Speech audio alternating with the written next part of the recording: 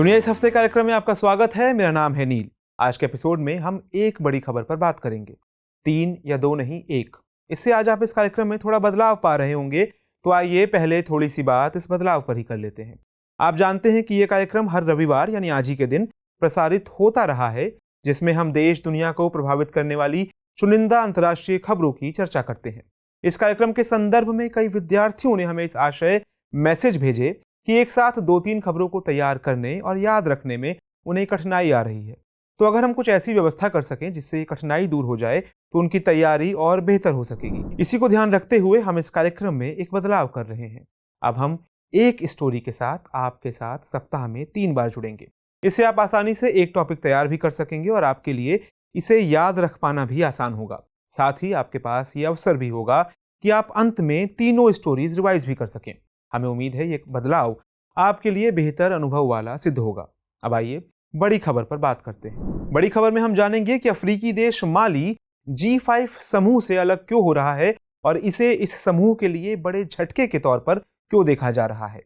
इसी हफ्ते तरक्की की कमी और असहमति का आरोप लगाकर माली ने क्षेत्रीय साहिल बल G5 से खुद को अलग कर लिया है। G5 5 अफ्रीकी देशों का एक सुरक्षा गठबंधन है और माली उसका संस्थापक सदस्य है।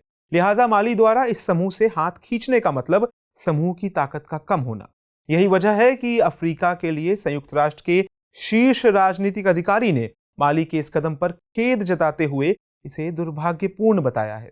जबकि संयुक्त राष्ट्र के सहायक महासचिव मार्था पोबी का मानना है कि माली की सैन्य सरकार द्वारा G5 साहिल बल छोड़ने का फैसला साहिल इलाके को एक कदम पीछे की ओर धकेलने जैसा है। उधर G5 के ही एक मेंबर नाइजर के राष्ट्रपति मोहम्मद बजूम का कहना है कि माली की इस हरकत से साहिल फोर्स का वजूद अब खत्म होने की कगार पर पहुंच गया है। तो आज की कहानी में इन तमाम मुद्दों पर बात करेंगे, समझेंगे कि साहिल बल G5 क्या है और इसका UN से क्या कनेक्शन है। माली के इससे अलग होने की वजहों को भी जानेंगे और ये भी समझेंगे कि माली के बिना G5 के वजूद खत्म होने की बात क्यों कही जा रही है। फ्रांस, जर्मनी, यूरोपियन यूनियन और रूस किस प्रकार से इस मुद्दे से संबंधित हैं, इस पर भी बात करेंगे। पहले साहिल क्षेत्र के बारे में जानते हैं। साहिल सहारा मरुस्थल के दक्षिणी और सूडानी सवाना के उत्तर में मौजूद अफ्रीका का एक इकोक्लाइमेटिक और जैव भौगोलिक क्षेत्र है। यह शुष्क सहारा मरुस्थल और अर्ध सूडानी सवाना के बीच संक्रमण जोन बनाता है। इसकी खुद की जलवायु अर्ध शुष्क प्रकार की है। इसका विस्तार पश्चिम में अटलांटिक महासागर के अफ्रीकी तट से पूरब में लाल सागर के तट तक है।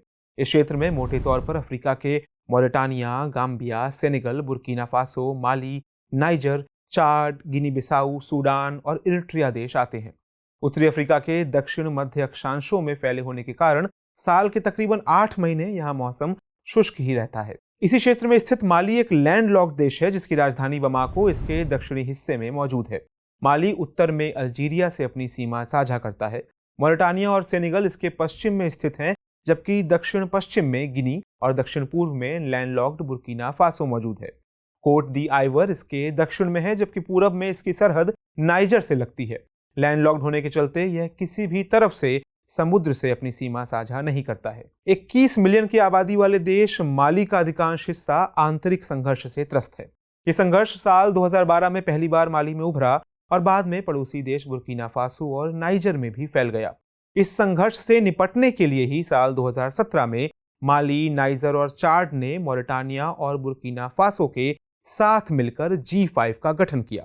G5 को आम बोलचाल में साहिल फोर्स भी कहा जाता है। इसमें तकरीबन 6200 सैनिक शामिल है। यह साहिल फोर्स संयुक्त राष्ट्र की पीस कीपिंग फोर्स के साथ मिलकर इस क्षेत्र में मौजूद आतंकियों से मुकाबला करता है। यहाँ मौजूद पीस कीपिंग फोर्स में मोटे तौर पर फ्रांस, जर्मनी और यूरोपियन यूनियन की भागीदारी है। अब सवाल कि माली ने खुद को G5 से अलग क्यों कर लिया है।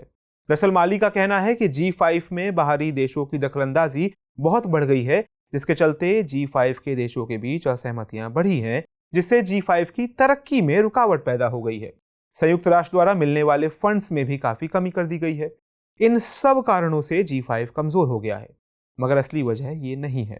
असल में 2020 में माली की सेना ने अस्मी गोइता की अगुवाई में नागरिकों द्वारा चुने गए राष्ट्रपति इब्राहिम बूबेकर के खिलाफ तख्ता पलट कर दिया था, जिसका G5 समूह के अलावा दूसरे पश्चिमी अफ्रीकी देशों और संयुक्त राष्ट्र ने भी विरोध किया।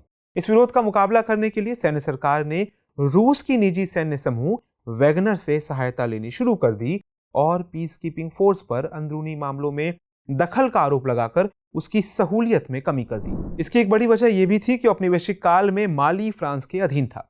फ्रांस वहां की आबो हवा से बखूबी परिचित था। फ्रांस की मौजूदगी माली की सैन्य सरकार को नागवार गुजर रही थी। उसने फ्रांस पर सैन्य सरकार के खिलाफ तख्तापलट करने का आरोप लगाकर कुछ महीने पहले फरवरी में उसके राजदूत को माली से बर्खास्त कर दिया।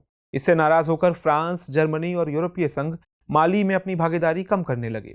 भागीदारी कम करने का दबाव इसलिए भी था क्योंकि साहेल क्षेत्र में, विशेषकर माली, नाइजर, बुर्किना फासो और चाड में फ्रांस की मौजूदगी को लेकर विरोध प्रदर्शन काफी बढ़ गया था।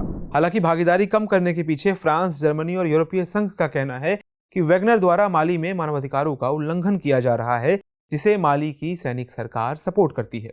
इस बात को खारिज करते हुए माली की सैनिक सरकार का कहना है कि फ्रांस गुट वाले पश्चिमी देश G5 के जरिए उसकी सरकार को अस्थिर करने की कोशिश कर रहे हैं। लिहाजा G5 उसके लिए सुरक्षा कम और असुरक्षा अधिक मुहैया कराता है। यह तो हुई माली की G5 से खुद को अलग करने की वजह। अब आप पूछ सकते हैं कि इससे माली, G5 और साहिल में क्या कुछ बदलेगा? माली इन दिनों पश्चिम अफ्रीका के क्षेत्रीय राजनीतिक संगठन इकोवास द्वारा प्रतिबंधों का सामना कर रहा है। इकोवास 15 पश्चिमी अफ्रीकी देशों बेनिन, बुर्किना फासो, काबो वर्डे, कोट दी आइवर, गाम्बिया, घाना, गिनी बिसाऊ, लाइबेरिया, माली, नाइजीरिया, सेनेगल, सिएरा लियोन और टोगो का एक समूह है। इसका मकसद सदस्य देशों के बीच आर्थिक सहयोग को बढ़ावा देना है। हालांकि इसने क्षेत्र में मौजूद संघर्षों को कम करके कुछ हद तक सुरक्षा मुद्दों को भी हल किया है। फिलहाल इकोवास ने तीनों देशों गिनी, बुर्किना फासो और माली पर प्रतिबंध लगाकर उनकी सदस्यता निलंबित कर दी है। माली पर यह प्रतिबंध असीमी गोइता द्वारा माली की नागरिक सरकार का तख्ता पलटकर उसकी जगह सैन्य सरकार स्थापित करने के चलते लगाया गया है। यह प्रतिबंध माली में नौकरियों और उद्योगों को बड़े पैमाने पर प्रभावित कर रहा है, क्योंकि लैंडलॉक्ड होने की वजह से माली का व्यापार, वाणिज्य ठप हो गया है। वहां रोजमर्रा इस्तेमाल की चीजों की कीमतें दिन दूनी रात चौगुनी हो रही हैं। ऐसे में G5 जैसे बहुराष्ट्रीय प्रयास को छोड़ने का फैसला माली को और मुश्किलों में धकेल सकता है। साथ ही इससे वो क्षेत्रीय और वैश्विक मंचों पर और अलग थलग पड़ सकता है। नक्शे पर गौर करें तो G5 में माली की स्थिति लगभग बीच में है। इस समूह से माली द्वारा हाथ खींचने के चलते सबसे पहले तो समूह के बीच आवाजाही और दूसरे सामंजस्य पर प्रभाव पड़ेगा। दूसरी ओर बाकी देशों के सशस्त्र समूह माली को अपने ठिकाने के रूप में देख सकते हैं। साथ ही क्षेत्र में ISIS की शाखा ISIL गुट वाले समूह का आतंक बढ़ सकता है, क्योंकि G5 में माली की सेना ISIL से जुड़े सशस्त्र समूहों से मुकाबला करती थी। उधर माली के समूह छोड़ने के बाद चाड ने दबाव महसूस करते हुए G5 से 600 सैनिकों को निकालने की बात कही है। चाड के सैनिक चाड झील के बेसिन में मौजूद बोको हरम वाले आतंकी गुट से संघर्ष करते हैं। इन सभी घटनाओं से निश्चित ही G5 कमजोर हो जाएगा और क्षेत्र की सुरक्षा चरमरा जाएगी। आगे ये देखना दिलचस्प होगा कि फ्रांस, जर्मनी और यूरोपियन यूनियन द्वारा पश्चिम अफ्रीका से बाहर निकलने पर पश्चिम अफ्रीका में सुरक्षा की देखभाल का भार किस पर छोड़ा जाता है और सशस्त्र समूहों से लड़ने के लिए साहेल बल G5 अब कौन सी रणनीति को अपनाता है। दुनिया इस हफ्ते में इस बार से हम एक खास सेगमेंट दुनिया मेरे आगे भी शुरू कर रहे हैं, जो इस कार्यक्रम के रविवार विशेषांक में प्रसारित होगा। मिर्जा गालिब का ये शेर आपको याद आया होगा, बाजी चाहे अतफाल है दुनिया मेरे आगे, होता है शबो रोज तमाशा मेरे आगे। आज गालिब नहीं है, वो जिस दुनिया को खेल का मैदान कहते थे वो भी बदलकर अब शक्तियों, कूटनीतियों और जीत हार की आजमाइशों का अखाड़ा बन गई है। तो इस सेगमेंट में हम बात करेंगे इस बदली हुई दुनिया की जो मेरे आगे है, आपके आगे है, और समझने की कोशिश करेंगे उन तमाशों की जिनके आप तमाशबीन भी हैं और भागीदार तो हम सब हैं। तो दुनिया मेरे आगे में पहली खबर, तुर्की के विदेश मंत्री मावलूत चोवुशोगलू और ऊर्जा मंत्री फती डोनमेज बुधवार को इजराइल के दौरे पर रवाना हुए। खबरों के मुताबिक बीते 15 सालों में तुर्की के किसी भी मंत्री का ये पहला इजराइल दौरा है।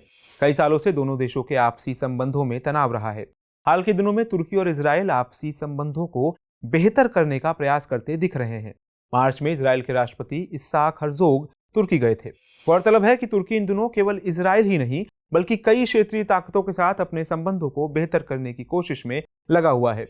उसने हाल ही में संयुक्त अरब अमीरात, सऊदी अरब और मिस्र के साथ भी रिश्तों को मजबूत करने की पहल की है। आगे बढ़ते हैं। एंथोनी अल्बनीज ने क्वाड मीटिंग से ठीक पहले ऑस्ट्रेलिया के 31वें प्रधानमंत्री के रूप में शपथ ली। इसके साथ ही 3 अन्य मंत्रियों ने भी शपथ ली।